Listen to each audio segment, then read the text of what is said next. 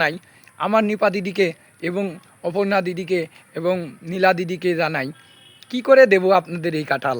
একবার খেলে তাই সারা জীবন মনে থাকে আমার গাছের এই কাঁঠাল খেলে। আপনাদের বাড়ির কাছে তো বাড়ি নয়, যদি কাছে হতো কাঁঠাল দিতাম, সারা জীবন মনে থাকতো।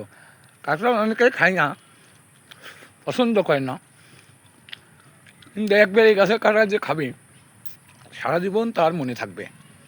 তাই আমি আমার দিদিকে দেওয়ার খুব ইচ্ছা থাকে, নিপা দিদিকে, কারণ আমার এই গাছে 1 বছর ধরে মানুষ সাধনা করে এই গাছের কাঁঠাল খাওয়ার জন্য। কবে এই গাছের কাঁঠাল তাই খাওয়াতে পারবো আমরা, সব সময় থাকে এই গাছের কাঁঠাল, অল টাইম, শীত পর্যন্ত থাকবে। বন্ধুদের জানিয়ে গেলাম। তাই ভালো থাকবেন সবাই, যোগাযোগ রাখবেন আমার সাথে সবাই।